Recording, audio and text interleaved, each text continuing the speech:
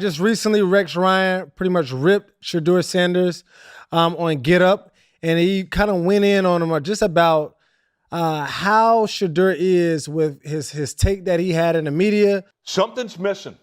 Something's missing with this kid. This kid talks. He runs his mouth like I could be a starting quarterback with his arms crossed like this. Get your ass in the front row.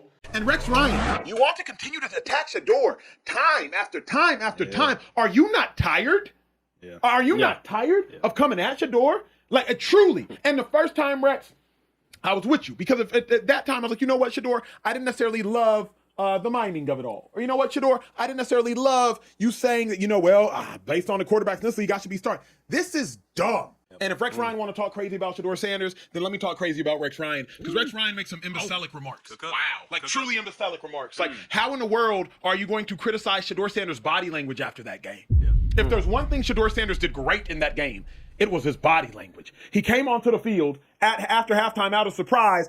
Hey, offense, let's get into it. Hey, crowd, let's get into it. I know our team has sucked up to this point. Offense ain't scored no points up to this point. I think maybe a field goal. Defense has done some things. Yeah. Hey, let's get into it. Then, after the offensive line was throwing nothing but lookout blocks. Hey, Shedeur, look out!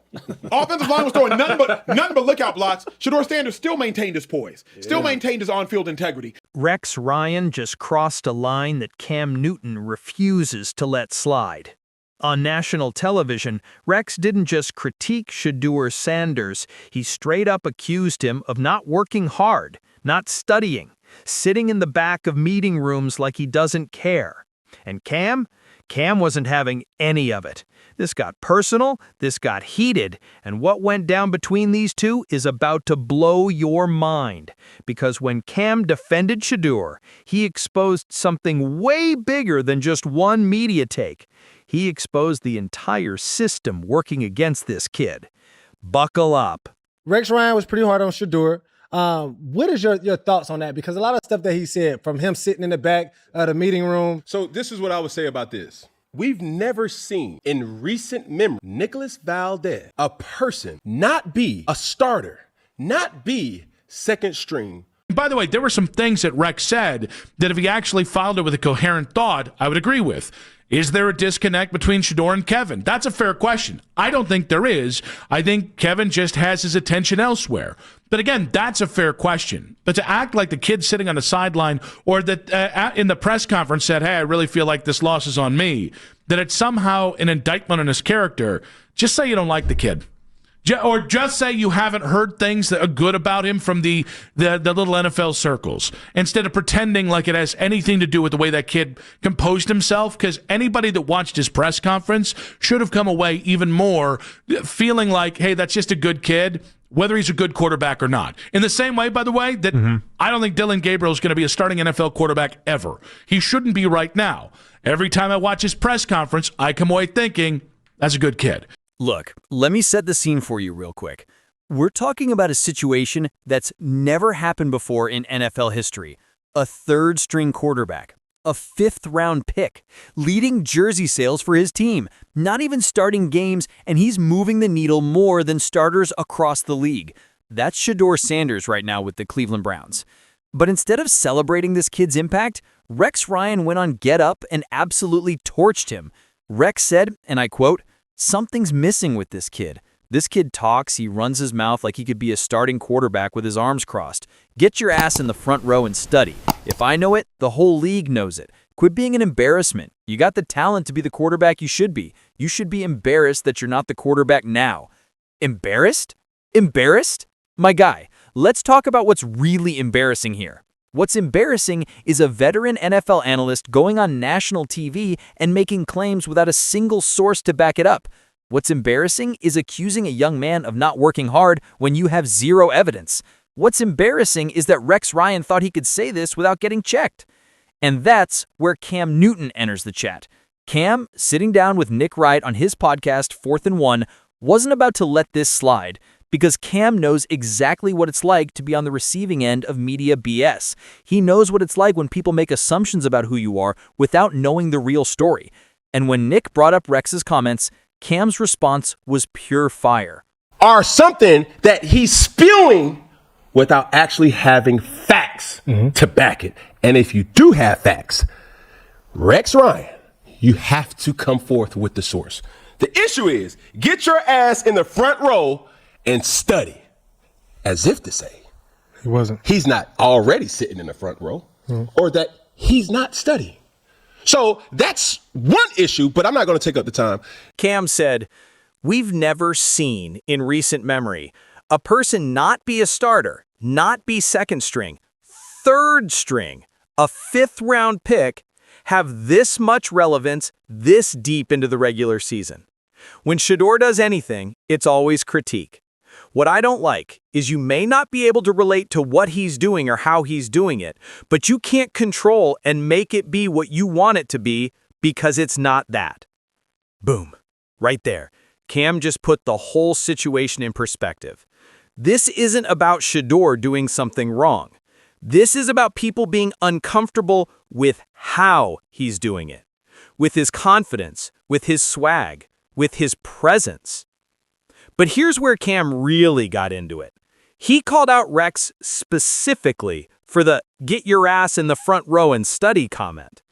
Cam said, when you hear Rex Ryan's remarks, these things are something that he's spewing without actually having facts to back it. And if you do have facts, Rex Ryan, you have to come forth with the source. Nick Wright jumped in and backed Cam up immediately. Nick said, if you're going to go on TV and say he's not studying, he's not doing the work, you just better have been told that. You better know that. Because people assume if you're talking about things that aren't on film, people assume it's because you have a source, that this kid's lazy. And the book on Shedeur has never been, at least from what I've heard, that he doesn't do the work. So let me ask you something. Where did Rex get this information? Who told him Shedeur sits in the back of meeting rooms? Who said he doesn't study? Who confirmed he's not putting in the work? Because here's the thing. If Rex has sources inside the Cleveland Browns organization telling him this, then why would the Browns be sabotaging their own player? Why would they leak negative information about a kid they drafted? It doesn't make sense. Unless there's something else going on here. Guy doesn't work hard. Yeah. That this guy feels entitled. That this guy has been anything less than what he's supposed to be in order to compete. Correct. And this is the thing about Shedeur that I think a lot of people understand, but it has not properly been verbalized. Every time we've made the argument about Shedeur Sanders, it has always been Cam dropped a bomb during this conversation that's going to make you look at this whole situation differently. He said, every time we've made the argument about Shedeur Sanders, it has always been because of what he is not. It's always been because of the assumption of what he's not. Oh, he didn't get drafted top 5 because he's been coached by his dad. Hey, he's not starting right now because he doesn't sit in the front. Hey, he's not playing right now because it's the assumption of what he is not doing. You hear that? It's never about what Shedeur is doing. It's always about what people assume he's not doing. Nobody's coming out saying, man, this kid's first one in, last one out. He does everything asked of him. He's delivering at a high level. Why? Because if they praise him, then the question becomes, well, if he's that good, why isn't he starting? The Browns are stuck. They're in an impossible situation. They have the worst offense in football right now, dead last. Joe Flacco's been benched, and sitting right there on their bench is the most popular player on their roster. A kid with millions of fans waiting to see him play. A kid selling more jerseys than anyone else on the team, and they can't start him. Why? Nick Wright had a theory, and honestly, it makes perfect sense. Nick said, I think one of the things that caused Shedeur to fall in the draft, teams didn't want to deal with the media frenzy and the fanfare and the attention for someone who isn't the clear-cut starter. I think teams were like, if he's not going to be our starter, do we want to have to answer questions about the backup? He's now position to have everybody scared. Like, why isn't he not playing? You're having an offense that is the dead last or if the top 5 last offensive production teams in the NFL. Of course you could do better than Joe Flacco. And we're not even saying propel Shedeur. But what about Dylan Gabriel? Yeah. Like, what's that deal? You're not going to do worse by moving forward to the future. What's your point? But don't see. So here's the thing. So I think there's a real chance that Dylan Gabriel starts this week. In other words, Shedeur's star power hurt him in the draft. Think about that. In almost every job in America, being famous helps you. Being popular is an asset. But in the NFL, as a backup quarterback, your celebrity becomes a liability. Teams don't want the distraction. They don't want the pressure. They don't want fans screaming for the backup every time the starter throws an incomplete pass. Cam knows this better than anyone. He told a story about Shannon Sharpe calling him one of those randoms after his career. Even when Cam said he'd be willing to back up certain quarterbacks, it still wasn't enough. Teams didn't want to deal with the attention, the questions, the noise. And that's exactly what's happening to Shedeur right now. But here's where it gets even crazier. Cam dropped his biggest theory yet. I don't think Shedeur Sanders want to be successful in Cleveland. Hold up. Let that sink in. Cam Newton just said he doesn't think the Cleveland Browns want their own player to succeed. Why would he say that? Cam explained, if you were to say, I want Cleveland to have a person to have every chance to be successful, Shedeur has been the opposite of that. When you give Shedeur an opportunity to play with viable options around him, what does he do? He performs. The following week, he didn't help his case because he had arm soreness and was unavailable. The following week from there, if you want to see a real clear-cut identifier if he's capable or not with the ones, you put him with the ones, or you put him with the valuable twos. Don't put him with the trash. Facts. In the preseason, when Shedeur got a chance to play with actual NFL-caliber players, he balled out. He looked sharp, decisive, confident. Then, the next game, they put him with third-stringers and practice squad guys, and suddenly the narrative became, he's not ready. Of course he struggled. You put him with players who aren't even going to make the roster. I don't think they want Shedeur Sanders to be successful in Cleveland. Why so? Who's they? And you see because if you were to say, I want Cleveland to have a person or a figure to have every chance to be successful, Shedeur has been the opposite of that. All the points that you've made, Nick, has been undeniable and has been true. Nick Wright agreed with Cam and added, I think there's a real chance that Dylan Gabriel starts this week or next week. The offense has been so bad, and the defense is legit. If they had the 23rd best offense in the league, they'd be viable because the defense is that good. So the Browns are going to start Dylan Gabriel, the 3rd-round pick, before they start Shedeur, the 5th-round pick. Why? Because Gabriel was their guy. Gabriel was the quarterback Kevin Stefanski wanted. Shedeur? Word is the ownership pushed for Shedeur. The owner put his finger on the scale and forced them to draft him. Now you're starting to see the picture. The coaching staff didn't want Shedeur. They wanted their own guy. And now that they have both, they're going to give Gabriel every opportunity to succeed first, even if it means Shedeur never gets a real shot. But here's what kills me about all of this. Throughout this entire saga, not one teammate has said anything negative about Shedeur.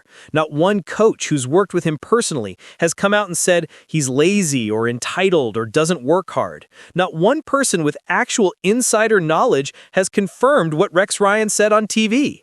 Cam made this point beautifully. When you talk about Cam Newton, you can't find a teammate in high school, in rec ball, in junior college, in the NFL, New England, or Carolina that can say with a straight face, Cam Newton was a terrible person. And that alone is why you keep wearing them goofy hats. Bro, you don't know me. The people who were around me on a day-to-day basis, the coaches, the GMs, the players, the scout team players, the equipment guys, the trainers, even the media personnel, they knew. Same thing with Shedeur. Where are all these sources? Where are all these teammates saying he's a problem? They don't exist because it's not true. Nick Wright brought up something important too. He said there's a racial component to this that we can't ignore. He said what is one guy's aura is another guy's arrogance, and who gets it to be aura and who gets it to be arrogance is in the eye of the beholder. Again, a racial component doesn't mean there's racist actors involved. It just means there's a racial component. And there is an element of, like, what is one guy's aura is another guy's arrogance. And who gets it to be aura and who gets it to be arrogance is in the eye of the beholder. And like, I think there is like a piece of that here. I don't think it's the overwhelming piece, but I think there's, of course, a piece of that. So it's Tom Brady spiked the ball and celebrated by himself all the time. People loved it, called it confidence, called it competitive fire. But when a young black quarterback does the same thing, suddenly it's arrogance. Suddenly it's a problem. Suddenly he needs to be humble.